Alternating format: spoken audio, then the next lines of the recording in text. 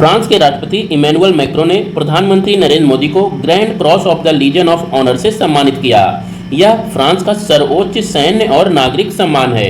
प्रधानमंत्री मोदी यह सम्मान पाने वाले पहले भारतीय प्रधानमंत्री हैं। अब बात कर लेते हैं फ्रांस की जियोग्राफी मैपिंग की। तो फ्रांस यूरोप के पश्चिम में अवस्थित है तथा इसकी स्थलीय सीमाएं Spain, Germany, Belgium, Luxembourg, Switzerland, Italy और यहाँ पर एक छोटा सा देश है जिसे एंडोरा के नाम से जाना जाता है के साथ लगती हैं। फ्रांस के दक्षिण में भूमध्य सागर अवस्थित है और इसके उत्तर में अटलांटिक ओशन अवस्थित है। अटलांटिक ओशन का ही पार्ट है बे ऑफ बिस्की जो फ्रांस के पश्चिम में अवस्थित है। फ्रांस के उत्तर में यहाँ पर इंग्लिश चैनल अवस्थित है और यहाँ पर स्ट्रेट ऑफ डोवर अवस्थित है। इंग्लिश चैनल और स्ट्रेट ऑफ डोवर फ्रांस और यूनाइटेड किंगडम को एक दूसरे से अलग करते हैं। फ्रांस की कुछ प्रमुख पहाड़ियों के बारे में देख लेते हैं। तो यहाँ दक्षिण में पायरेनीज पर्वत श्रृंखला अवस्थित है। पायरेनीज पर्वत श्रृंखला स्पेन और फ्रांस के बीच सीमा का निर्धारण करती है। इसके लगभग बीचों बीच में एक पठार अवस्थित है। इस पठार को मासिव सेंट्रल के नाम से जाना जाता है। इसके दक्षिण पूर्व में यहाँ पर आल्प पर्वत श्रृंखलाएं अवस्थित हैं और इसके उत्तर में यहाँ पर जूरा पर्वत श्रृंखलाएं अवस्थित हैं और जूरा पर्वत के भी उत्तर में यहाँ पर अर्थात फ्रांस के पूर्व में ओस्जेज पर्वत श्रृंखलाएं अवस्थित हैं। इन पर्वत श्रृंखलाओं और पठारों से बहुत सारी नदियों का उद्गम होता है। इनमें से कुछ प्रमुख नदियों का नाम हमें याद रखना है। इन नदियों में जो सबसे प्रमुख नदी है वो है रोन नदी। रोन नदी का उद्गम आल्प्स की पर्वत श्रृंखलाओं से होती है।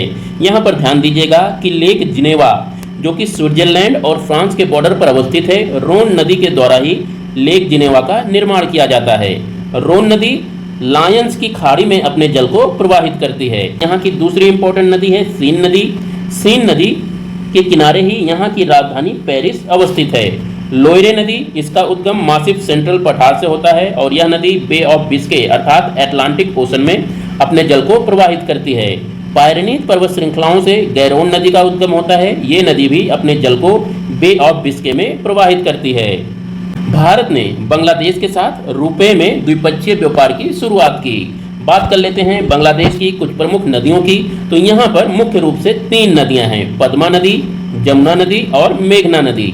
यहाँ पर ध्यान दीजिएगा कि जब गंगा नदी बांग्लादेश में प्रवेश करती है तो इसे पद्मा के नाम से जाना जाता है और जब ब्रह्मपुत्रा नदी बांग्लादेश में प्रवेश करती है तो इसे जमुना नदी के नाम से जाना जाता है।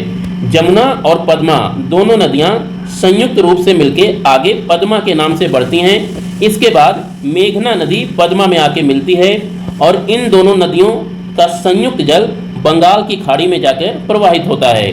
यहाँ पर ध्यान दीजिएगा, भारत की बराक नदी जब बांग्लादेश में प्रवेश करती है तो 2 जलधाराओं में बढ़ जाती है। उत्तर में अवस्थित जलधारा को सुरमा नदी के नाम से जाना जाता है और दक्षिण में अवस्थित जलधारा को कुसियारा नदी के नाम से जाना जाता है। जब सुरमा नदी और कुसियारा नदी दोनों आपस में मिल जाती हैं तो इसे मेघना नदी के नाम से जाना जाता है और इस प्रकार पद्मा नदी और मेघना नदी का संयुक्त जल आपस में मिलते हुए बंगाल की खाड़ी में जाकर प्रवाहित होता है। हाल ही में जारी शिकायत निवारण सूचकांक में सिक्किम राज्य शीर्ष पर रहा। बात कर लेते हैं सिक्किम राज्य की। तो यह राज्य भारत में 1975 में शामिल हुआ। इसकी राजधानी है गंगटोक। यहाँ के गवर्नर लक्ष्मण आचार्य हैं तथा चीफ मिनिस्टर प्रेम सिंह तमांग हैं। यहाँ की लोकसभा और राज्यसभा में 1-1 सीटें हैं तथा यहाँ की विधानमंडल में 32 सीटें हैं। तो यहाँ का राजकीय पशु रेड पांडा है और रुमटेक मोनेस्ट्री तथा कंचनजंगा पर्वत चोटी सिक्किम में ही अवस्थित है। तो दोस्तों ये थे आज के कुछ important current affairs with geography mapping. कल फिर मिलते हैं, तब तक के लिए नमस्कार।